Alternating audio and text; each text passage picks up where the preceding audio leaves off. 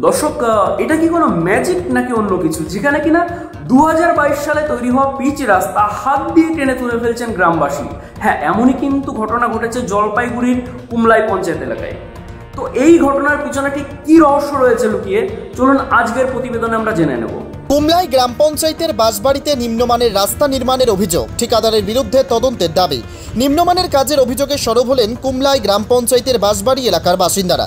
ঠিকাদারি সংস্থার ইঞ্জিনিয়ারকে অভিযোগ করা হলেও কর্ণপাত করেননি তিনি। প্রায় 3 বছর আগে পিচের রাস্তা তৈরির কাজ শুরু হয় মুন্সি মোড় থেকে বাসবাড়ি হয়ে খোয়ার মোড় পর্যন্ত।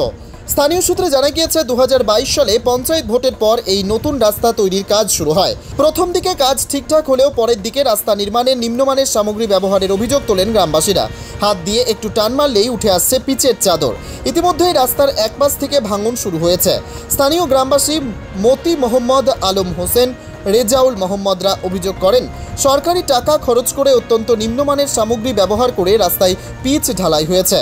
1 মাস না হতেই উঠে যাচ্ছে পিচের চাদর। ঠিকাদারি সংস্থার বিরুদ্ধে অবশ্যই দুর্নীতির তদন্ত করা উচিত। শুধু রাস্তা নয়, নিম্নমানের সামগ্রী ব্যবহার করে তৈরি হচ্ছে কিছু ছোট রিং কালভার্ট। একই অভিযোগে গ্রামবাসীদের পাশে দাঁড়িয়েছেন কুমলাই গ্রাম পঞ্চায়েতের প্রধান সুনিতা মুন্ডা। পঞ্চায়েত প্রধানের সাফ বক্তব্য, গ্রামবাসীদের অভিযোগের সাথে তিনি সহমত। জেলা পরিষদ থেকে যদি ঠিকাদারের সংস্থাকে এই কাজের বরাত দেওয়া হয়েছিল, তাদের বিরুদ্ধে অবশ্যই উচ্চ পর্যায়ে তদন্ত হওয়া উচিত।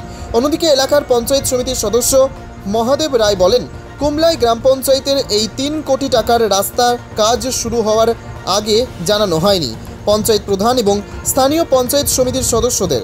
এখন এই নিম্নমানের কাজের জন্য এলাকার বাসিন্দারা জনপ্রতিনিধিদের দোষছেন। তবে জেলা পরিষদের এই রাস্তা নির্মাণকে ঘিরে দুর্নীতির জাল যে অনেকটা দূর পর্যন্ত ছড়িয়ে আছে, সেটা বলাই বাহুল্য।